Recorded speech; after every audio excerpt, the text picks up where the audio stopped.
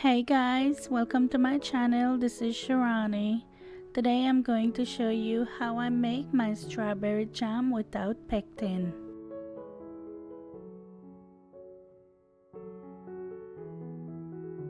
Okay, the first thing I'm going to do is get my jars ready, and I have already washed and cleaned my jars. I'm going to add enough water to the pot to cover the jars, and I'm going to set this on low heat.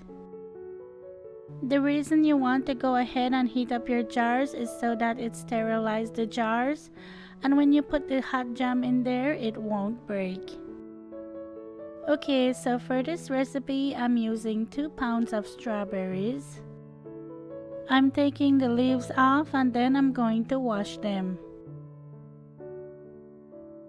Next, I'm going to take the stems out and inspect each strawberry carefully and cut off anything that doesn't look good. As always, I'm going to have the exact measurements in the description box below for you.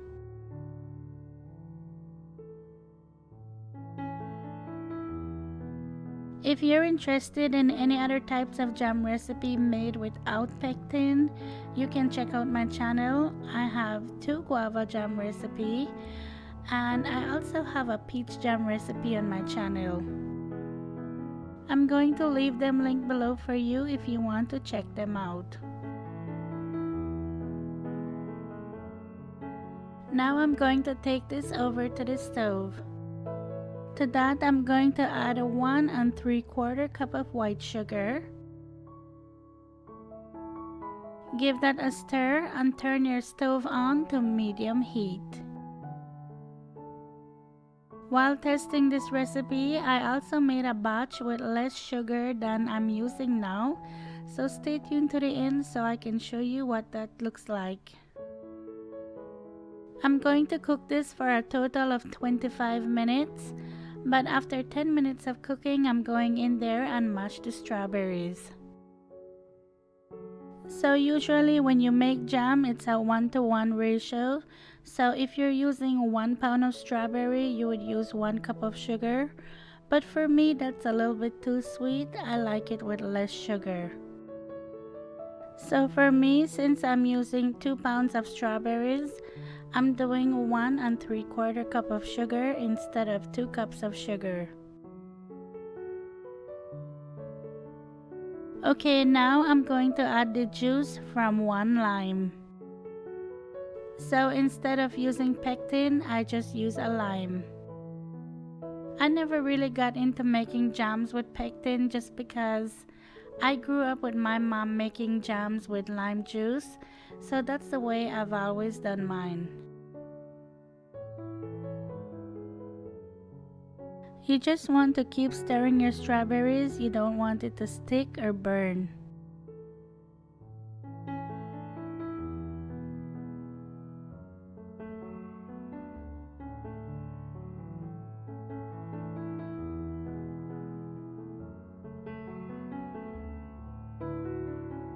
Okay, now it's 10 minutes in and the strawberries are starting to get soft. That's when I like to go in there and mash them.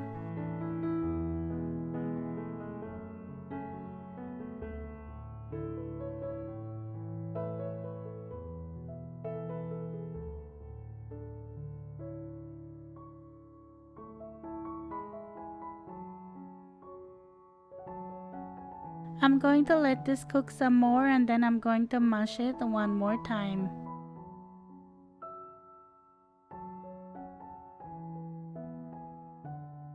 You don't have to worry about skimming off the foam or anything. The longer you cook it, the foam will disappear.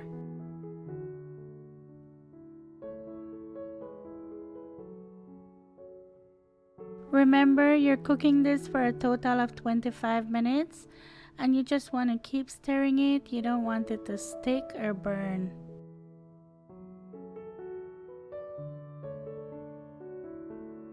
Look at this, look how beautiful the color is. You'll know when your jam is finished because it will be nice and thick.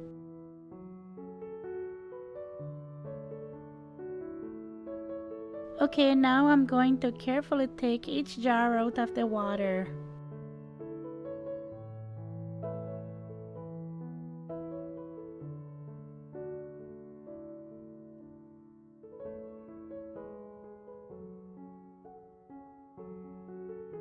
After you're done with that, you're just going to drop the lids in the water.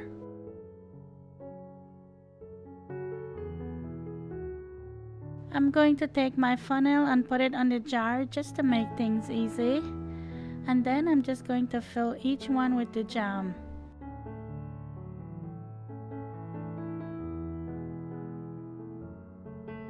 Fill it right up to the line, don't go all the way to the top because it needs space to expand when you process the jam.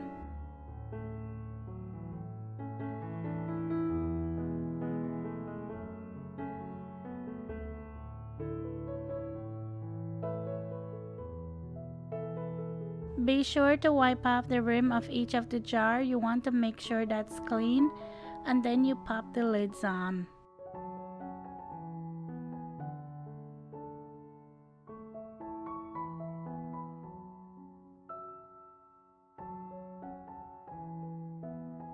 Tighten each one, and you want to make sure it's fingertip tight. You don't want to do it too tight.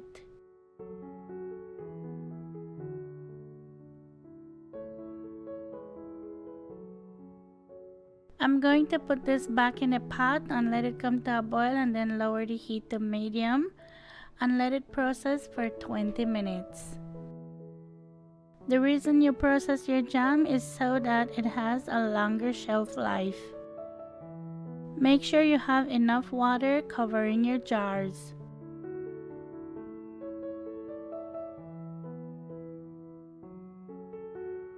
Oh, and this little bit that I had left over, I'm just going to put it in a dish because we're going to eat it. If you don't like your jam with the big pieces of strawberry in there, you can always blend your strawberry and then cook it. Okay, now my 20 minutes is up and I'm going to take them out. Normally, when you put the jars in the pot, you would have them standing up, but I feel like my pot is not tall enough, so when I stand them up and put water in there, I feel like there's barely any water covering the jars, so I lay them down. But I've never had a problem with water getting in my jars, but if you can stand them up, do that. You want to make sure you have at least an inch of water covering your jars. To know if you process your jam properly and it's perfectly sealed, you're going to hear a little ping or pop on the lid, so just listen for that. Just look at the center of each lid.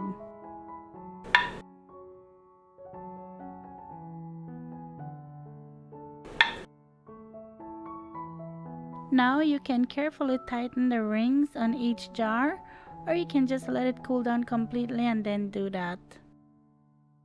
I'm going to let these sit out overnight and get completely cooled, and then I'm going to come back and show you what one of them looks like.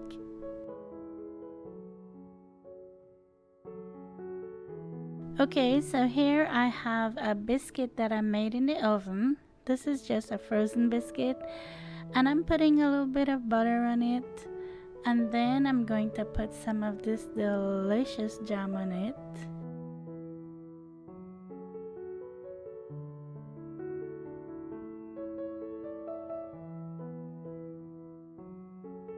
I could never open this jam because I don't want to mess up my nails, so I always have my hubby open it.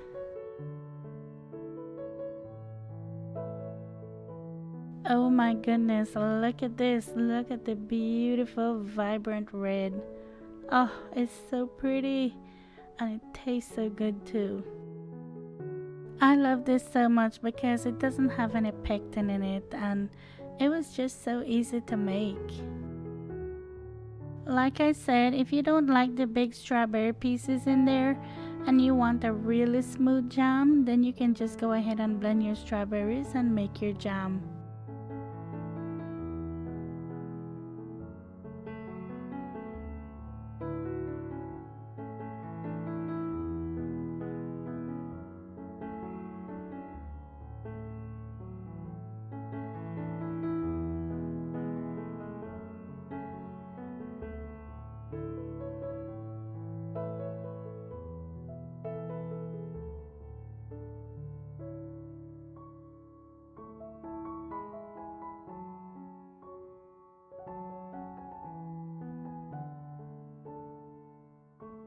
Okay, so here is the jam I made with less sugar. With this one, it only had a cup and a half of sugar, and as you can see at the bottom, it looks like it separated a little bit. And then of course the one here in this video is made with 1 3/4 cup of sugar. I'll talk to you in my next one. Take care. Bye.